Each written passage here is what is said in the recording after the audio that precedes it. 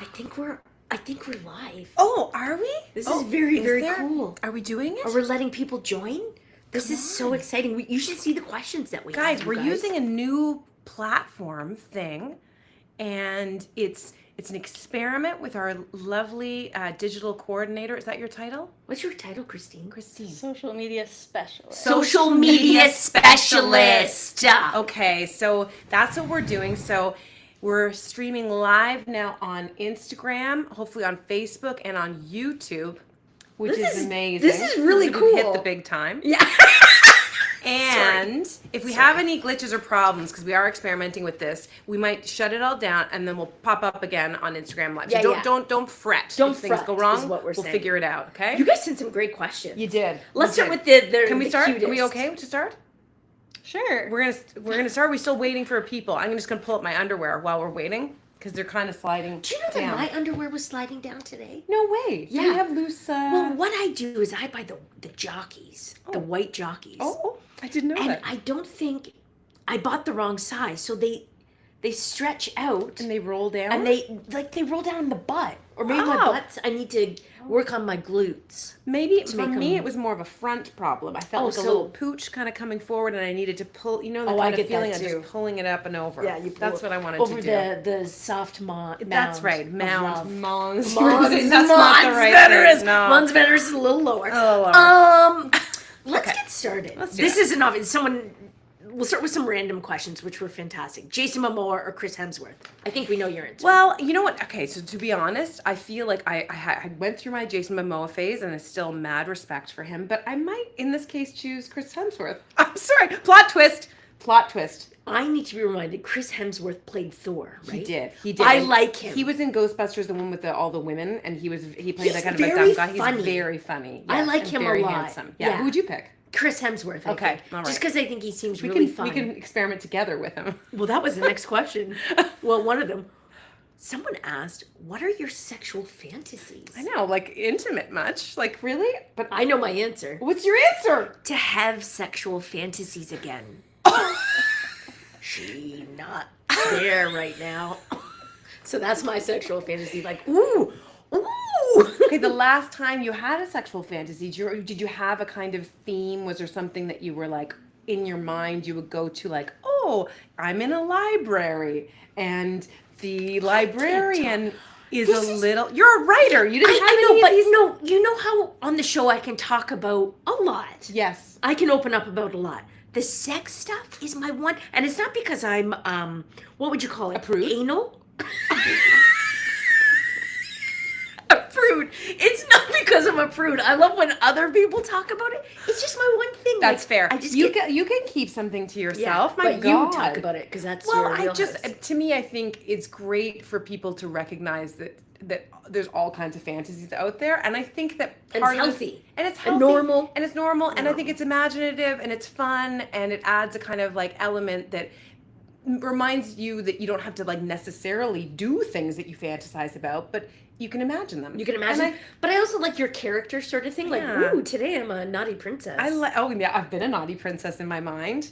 Yeah, it allows, especially for long-term relationships and monogamy, it allows a little bit of kind of feeling like, you know, oh, today I'm a maid. Can I still say like that? Yeah. My sexual fantasies are not politically But they can correct. be historical. Like, They- I'm a servant. I'm a wench. Yes. Yeah. Oh yeah. Yeah, all yeah, the above, stuff like all that. of it. Okay. Good. I'm gonna ask you. Since the episode of Blow Dry Your Vagina, have you tried it, Jess? Do you know what? I think I missed this episode. Oh. Do you remember it? Yes. Can you explain what blow dry your vagina is? I cannot, but I can't even remember what. As soon as the show is done, I literally forget it, but I do remember this because somebody was talking about how when they're drying off, they actually take the blow dryer and they blow dry their vulva, to be honest. Their vulva. To be clear. Yeah, let's their be vulva. accurate. Vagina is the tunnel. And I was talking about how you should never blow anything actually No. up that area. It's extraordinarily dangerous. But I don't understand. Like, to me, a towel does the job. Like, if you're But just- I think I don't think I've done it. Simon's actually done it. He's blow dried your like vulva? his bush. Because he thinks it's funny. And it really does, like, push out. Like, it's... A blowout? Yeah. Like I It's a said, blow. I can't talk about this kind of stuff. It's so rude. Oh, my God. But I want to try it just Okay. because I think, especially in the winter, that would feel nice. No? Nice warm. I guess maybe you're right. Mm. A little bit of a sensation change. Not up it, but just No, like, on it. Yeah. Just on it. I feel like my blow dryer is too hot. Anyway, okay, go. Okay, so Susan on Instagram wants to know how you dig yourself out of a bad day. Oh, do this. Well, I just was telling her before we just did this. talking about this. I was like, I'm having a terrible day, and this is fun. Yeah. You hang out with a friend. Mhm. You try to watch some comedy. You go and like have some downtime where you don't have to talk to anybody. What else do you do? I do personally. There are some little tricks I do to laugh, and I'm not trying to be like, but I listen to classical music. Yes. Yeah, Go out in nature? Go out in nature, classical music, and just sort of shut out the sound of the world with really beautiful music. Yes. That's what I do. Yeah. Can't have lyrics or else You get Yeah, just yeah. distracted. Yeah. Yeah. Those are Anyway. some hot tips. Hope hot that helps. tips. Yeah. Hot tips. Okay, so Let me ask you one. Yeah, go for it. Cynthia. Oh, Yeah. because there's questions about Thomas, who I love. That's my cat. Can Can we ask? Oh, yeah. Okay, so Jess, how do you feel you've changed since getting Thomas? That's a great question. I don't know if I can articulate it really succinctly here, but I will say, getting home, he makes me smile. So there's even you guys have probably known my dad passed away almost a month ago. Even being able to come home and see Thomas, I know, does that sound like I would have made fun of or been like teased a person who said that before getting Thomas. Yeah. So that's how I've changed. I have changed dramatically in the fact that this animal lights me up. I love that. That's what pets do. They're like the Yeah. soul of a home, I feel like. Yeah. He's on a diet though. Oh. He got a bit chunky. We looked at the photos of when we first adopted him. He's He looks puffed out. yeah, he and looks he's not been blow dried. He hasn't been. I'd love to blow dry him, but yeah. So he's not impressed with the diet. Simon's Okay. taking full charge of it, which Yeah. is It's painful. It's parenting. That's Yes. what that is. Oh, your hashtag great parent. Would you ever think about a cat? Oh, I would love to. I said it just the other day to Jason. I was like, I think we need another pet in the house. The problem is, Jason did so much of the later care. Like cats in their, Later end years. of life stuff can be very, very challenging. And so there was a lot of messes. There was a lot of even Jason did the IV, and so he did an IV. We prolonged Sally Hot Dog's life for a long time. I think people would have definitely put the cat down before then. So I would love to, but Jason needs to get on board. Unless I just bring one home. People say that all the time, that they just bring things home. Oh my God. You need to find, because Simon said no to Thomas, or not Thomas personally, but to a cat we had started talking about it for 2 years. Simon loves cats, but I'm allergic. We were thinking just about the way we travel and can just take off anytime we like. And it was Thomas in particular, because it looks like he just belonged to us. And I was like, this is a joke. Simon, look at this. And Simon was like, let's go meet him. And I was like, what? Because normally Simon's the reasonable one who's like, Jess, that's really cute, but think about this, think about that. And then we just did it. Okay, I need to find. So you need to someone find send the me right a photo cat. of a cat. Or start following not Hamilton Animal Services, but Toronto. Okay. And because it's I love the idea. Kittens are fun, but for know. Jason, a 7 to 10-year-old cat, Yes. they know they can do everything. Yes. It's true. It's true. All right. So we talked what do you enough got? about Someone talked wanted enough to about cute little know pussies. if Jaya ever talks about getting a pet and how you deal with that. Yeah, he does, but here's the thing, and I feel like parents know this immediately. I'll say to him, okay, do you want a pet? He's wanted a dog for a long time. And we looked at different dogs, and we kind of settled on, we were fantasizing about it for a while. And then I'm like, okay, but you would have to get up and you would have to pick up the poo. No, I'm not picking up the poo. And I'm like, if you already know that, most kids are not even goodness he's clever enough. honest. Yeah. Most kids will be like, I'll do anything. He's like, no, I would never pick up the poo. And so then I'm just like, I don't want to When would you do that? Yeah. Yeah. How could you guys fit that into your life? Jason travels so much for his job. Yeah, it would be hard. Yeah, I think a cat is a way easier. Cat is a little definitely don't do easier. a fish. We got 2 fish. Man, they don't really give back. No offense. They're a lot of fucking work. Oh, sorry about that. Sorry. Bleep me later. Okay. Susan on Instagram wants to know, I would love to know what you are a beginner at currently. I heard it's great to be a beginner at things for your brain and soul. And she said, I'm a beginner at sewing, swimming underwater, dumbbell exercises, and watercolor painting. What a great thing to tell us about. I love all the things that you're a beginner at, and I hope you get to advance. Actually, no, even if you don't get to advanced stages, I think it's just incredible that you're beginning things. Keep doing it. That's awesome. I can't think of anything beginning at. Well, the only thing that I will say is that I've started taking art classes, not regularly. You told me that. I did. Because I do them periodically. I took an alcohol ink class, which I don't know why it's called alcohol ink, but you end up like blowing and things. I don't know do with these things. My piece was terrible. Then I took a class in. I learned how to press flowers. Oh, that's very cool. Right, and then we were given pressed flowers, and then we made them into like an art piece, and I've got it in my bedroom. So I like taking art classes because I used to love art, and I don't do anything to do with it. I don't think I'm a good artist, but it's more the process. Exactly. Yeah. It's like I had to get it in my head. I'm such a perfectionistic. I think so many people do. It's like if I'm not good at something, why am I doing it?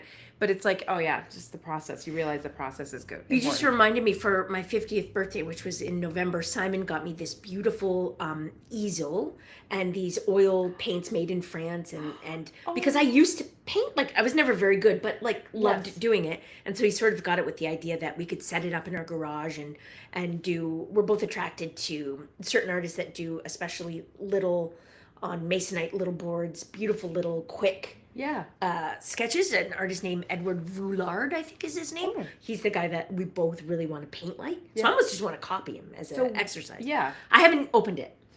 So I need to do that. But you know what? You just reminded me of something I'm a beginner at. I did it tag team, but we changed our kitchen faucet. Oh! So beginner plumber? Did you watch a YouTube video to figure that out? Many, and we're very careful because a lot can go wrong, and it was maybe dumb to do, but we wanted to save some money. I also found the faucet. I bought the faucet like an open box price. Oh, and it was perfect. It was the one we wanted. Guys, how much? It was originally $750. Come on. I got it in an open box for $250. Oh, it's an open box. What does that mean? Sorry, is that a Facebook someone had marketplace? ordered like am I allowed to say Amazon? I just did. I don't order from them a lot. Okay, but I get it. But it was an open box. And so there you go. It was all perfect. Look at it. Look at this. Look at her. Look at her. Beginner, figuring stuff out and saving money while she's doing it. Amazing. Okay, so someone on Instagram wants to know, if you could retire anywhere in the world, what view would you want to wake up to each day? Oh. Do you want me to go first? Yes, please. Because mine, I just posted a story about it maybe a couple of days ago. It would be Crete, and it would be either at the Ionian Sea. No, not the Ionian Sea. The Mediterranean on one side, and the Liberian Sea on the other side. So either one of those seas, and it would be like a old stone villa, obviously, with all the amenities, and cutely decorated. And that would step out every day and see the sea. I'm torn between two. And I'd love to say somewhere in Europe, but the fact is that I don't want to retire in Europe. I don't think I want to be. I don't know why. Maybe I'm going to eat that. But my favorite beach in the world is in Aruba. And it is just like the most crystal clear, like always so warm. And Aruba's like a small Caribbean. Like there's just like a real energy. I want to go. Love it. The food is incredible. I would just love to be there. But I will also give a shout out to Georgian Bay and tiny Ontario. I'm a huge fan. And I bought a little piece of property there during the pandemic. And we haven't done anything with it yet. But it's a dream for down the road when we retire. So that probably will be the view that I have when I am retired. Yeah. And related to that, someone wants to know if you would ever move to Newfoundland. I love Newfoundland. Oh my God, St. John's. Jason, for those who don't know, he's been working on a show out there called Son of a Critch for the past 3 seasons. And he'll be going out, I think, later this year. And every year I've gone out there and I love it. And Jason talks about buying property there. We just don't have the money for it right now, but maybe. I would also retire in Newfoundland, where I got to live for 6 months when I was in my 20s, or PEI. Yeah. I would retire to either of those places, I think. And New Brunswick. Do you have a good one? Because if not, we can go to here. Yeah, go back on there. What do you want to talk about? What about prepping for the show? Oh, sure. What time do we start prepping for the show? I guess it's kind of 9:30 because 9:30 we've got great hours. We do have great hours. We have nice hours. 9:30 is when we Well, just because it's debatable. Oh, it's debatable We have 'cause you're great always technical on. hours, but you're constantly Right. I'm constantly listening to things and researching things and reading things. Right, because it could be a pitch in that morning. Yes. But here's the laydown. 9:30 generally we get what the lineup idea. So we get the lineup, and then at 10 a.m. we sit around a table, the host and our producers and the lineup producer, and we talk through the 4 to 6 topics that we'll be chatting about. And we really make sure, do we have two sides to a story? Because if we were all on the same side about some stories, it would be very boring, and it would, people wouldn't watch. So we try to get debates. We try to get fiery debates, in fact. So we do that, and then we go back to our offices from 10:30 till 12, and in that time we get our hair and makeup done, and we research, we get our notes done. Sometimes there's rehearsals for certain segments. We read over the packs for the middle of the show segments, Yeah. make sure that we're prepared. And then for do any them. changes on scripts and things like that, and then the show goes It's hectic. live. It goes by It's fast. super fast. And then all of a sudden it's 2:00 and we're just like, ugh. Yeah, and then we do meet and greet, and then we're total zombies. Yeah. And then we have a post-mortem after that, and then often We talk about every show with our senior team, what went well, what went wrong. Yeah. and then Always try to get better. try to get better. And then we meet with often like producers and stuff like that. And then then sometimes we're listening to Audible listens because for our social chapters, and so that's kind of the day.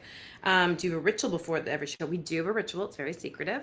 We do it as a group. I do my own rituals before the show. I try to like do a couple of breathing exercises postpartum. That's awesome. Yeah, I mean like it's I should try that. Yeah, right? You have your Yeah. post-show ritual. I know that. Yeah, I you do. do. She needs to go and have her I need moments. 15 minutes of quiet. She does. She can't talk to anybody. No. No. And if someone knocks on my door, I'm like, I will destroy you. I'm such a bitch. That's my reputation here. Okay. Someone on Facebook said they are going to Georgian Bay with their family in July, and if you have any recommendations for activities. Oh, That's a good one. That is a good one. Well, it depends. Georgian Bay is huge, so I don't know whereabouts you're going. Like you can go all the way. Like Georgian Bay goes all the way to the other side of like the Bruce, like the Bruce Peninsula.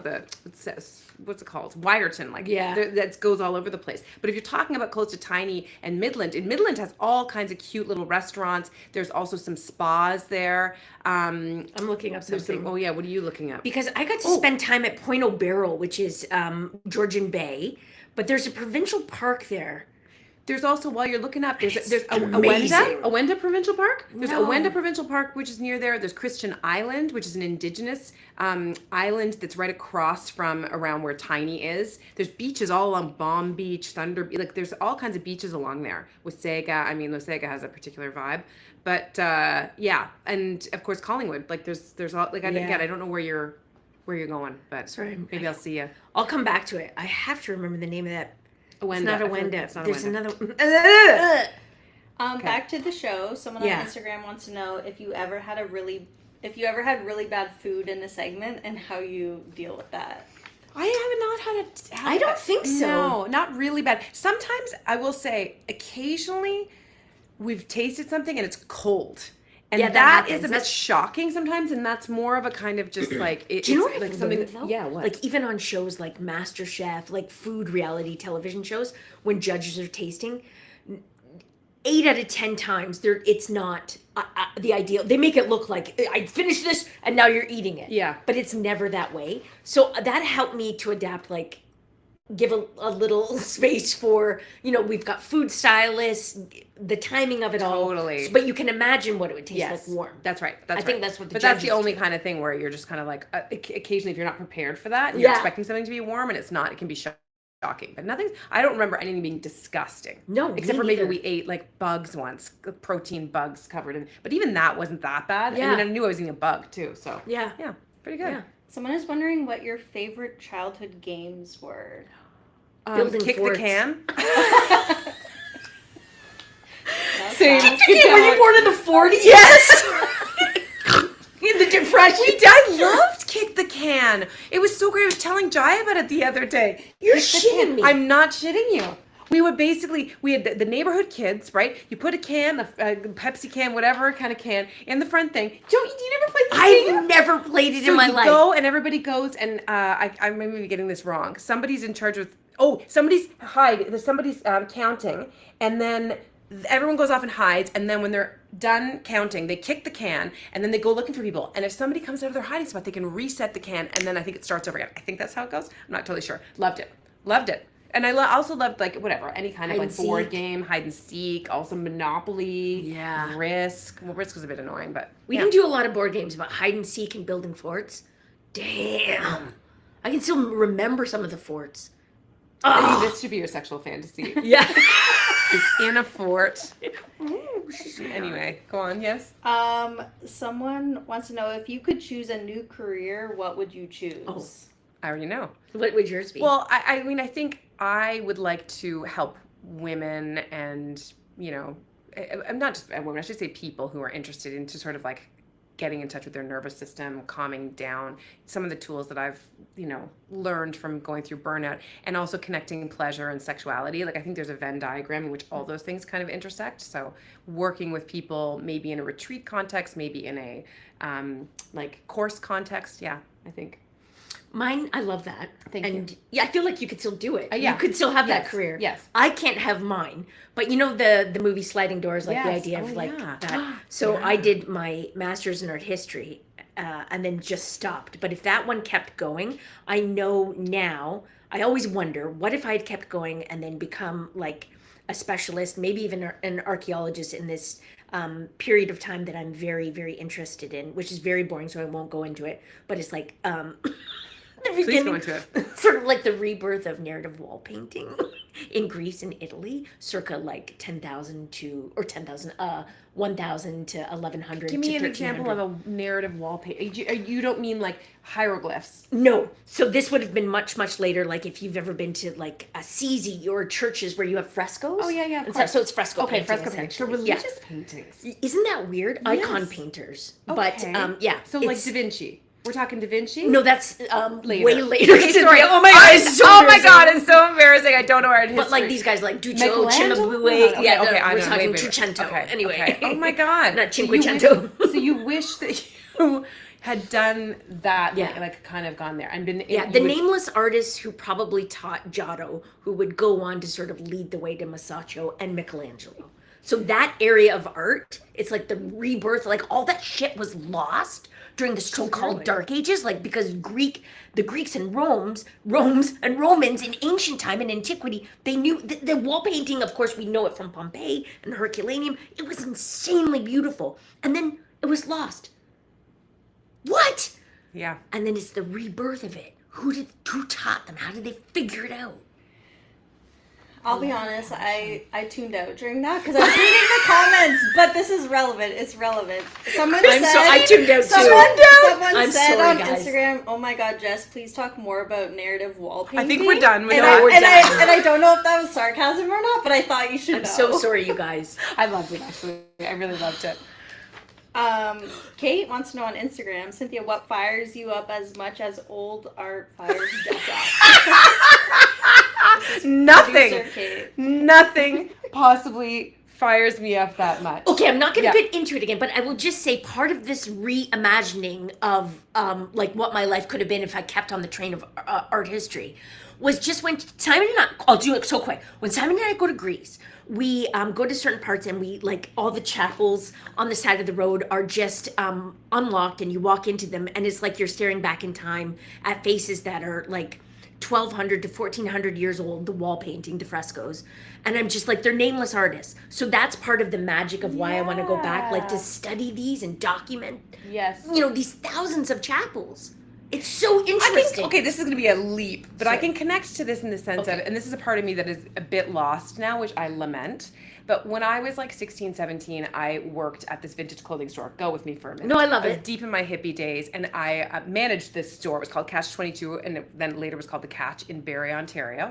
And I got to know the owner very well during that time, and we would travel around to like estate sales, and also there were these plants where you would go and you'd have to root through. It was kind of disgusting work, root through these tons and tons of clothing. But treasure hunting. And I became obsessed with like pulling out these items of clothing that, like where did they come from? Mm-hmm. Who wore them? What is this prom dress from 1959? Like, and just getting to know those different eras of clothing and like finding those gems where you're like, oh my God, this is a fill in the blank here designer clothes that somebody had just tossed away. I do have to say, like, I love that kind of like, it's a treasure hunt. And I love antique markets for that reason too. I just love it. And I wish I actually knew more about the eras and the whatever and the whatever, but that I'm not quite at level of passion of this, but I do, I envy that kind of passion. I don't think I feel passionate about anything. And like apparently that person's comment was not sarcasm at all. So Okay. Oh, There you that's go. sweet. That's got a buddy there. Thanks, buds. And so this will be our last question. Okay. So someone wants to know, what are weekends like for you two? Do you explore, hike, catch up on sleep, food prep? What All do of your those weekends things. look like? You just describe my weekend: garden, try to do a walk, a big hike, and then I get rewarded with either an ice cream or a breakfast because I love going out for breakfast. I used to love going out for breakfast and brunch, but I hate the lineups, and a lot of places in Toronto are filled with lineups.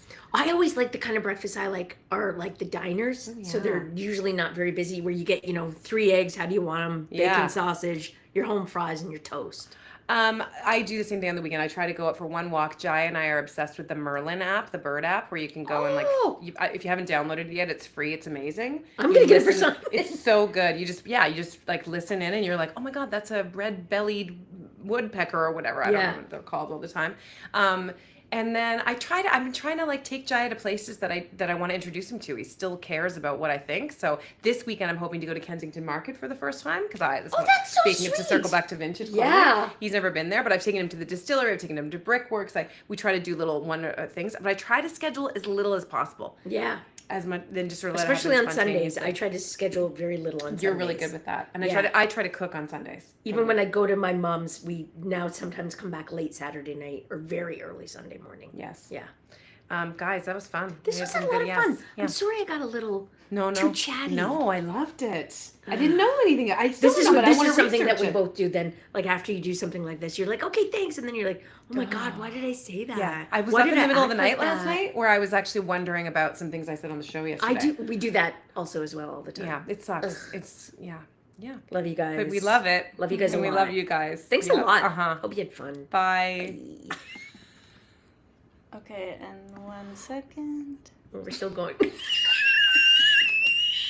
This is one of those awkward goodbyes. Awkward.